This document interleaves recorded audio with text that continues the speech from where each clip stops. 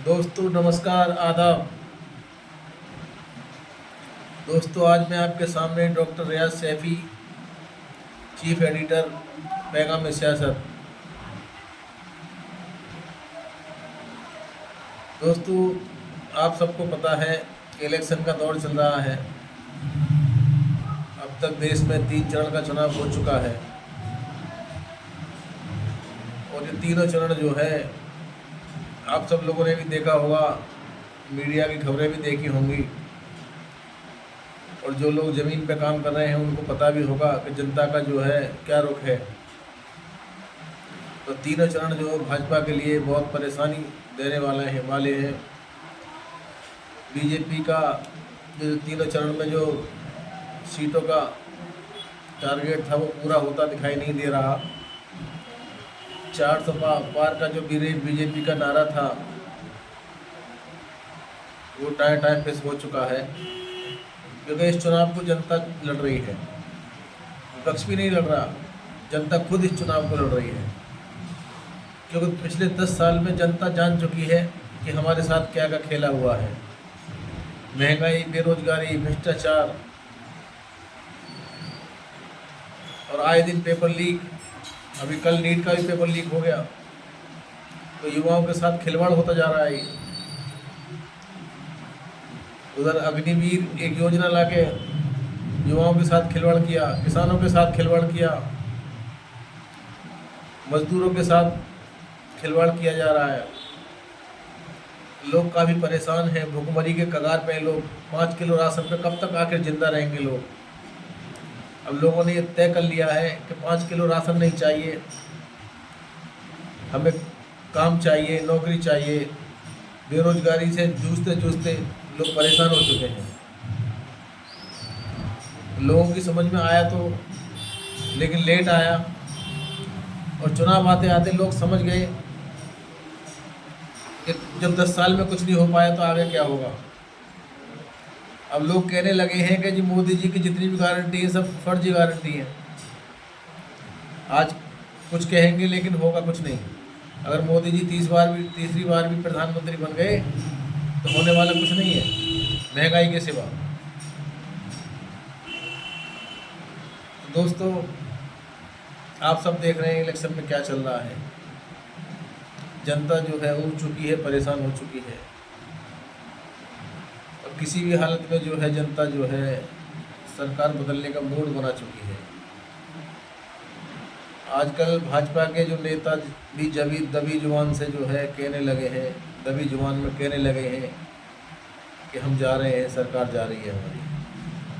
क्योंकि भाजपा के पास कोई विकास का मुद्दा नहीं है, बेरोजगारी दूर नहीं हुई, लोगों के पास काम नहीं है, महंगाई चरम सीमा तक पहुंच गई है।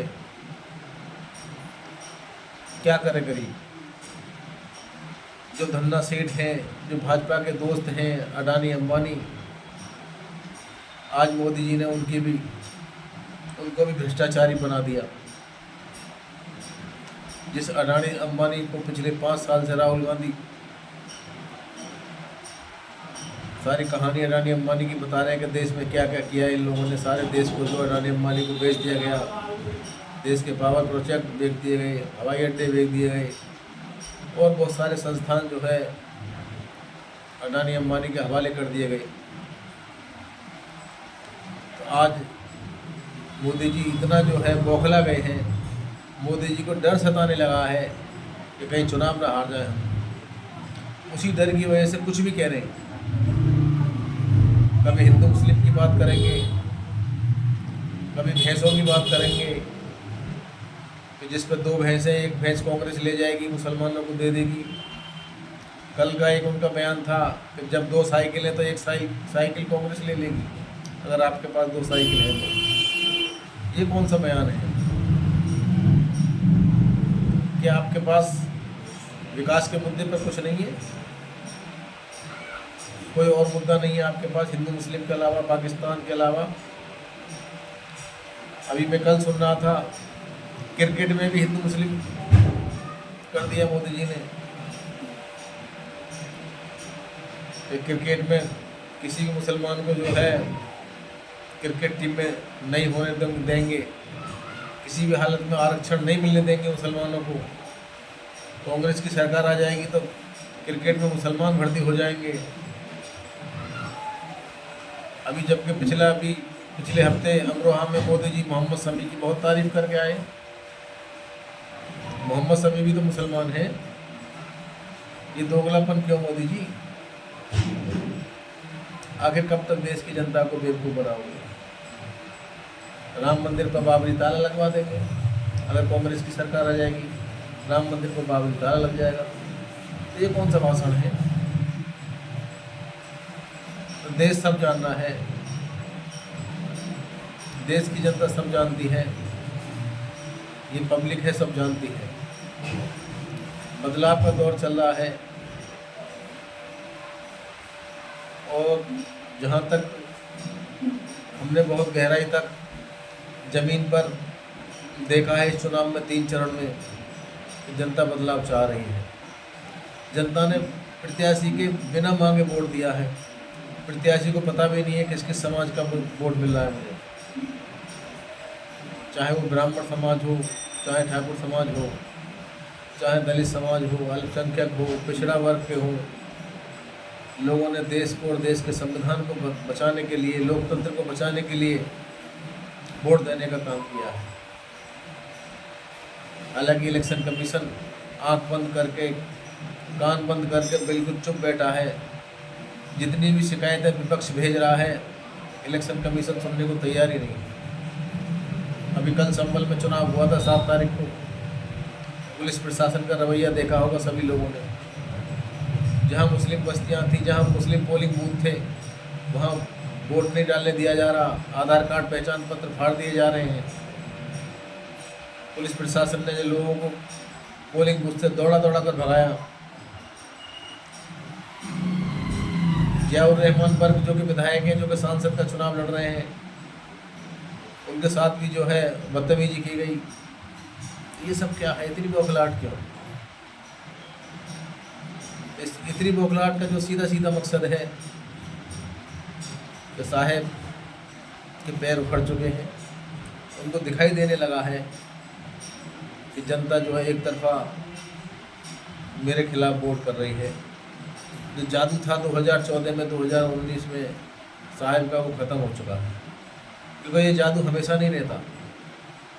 कब तक बांटोगे आप धर्म में, हिंदू मुस्लिम में?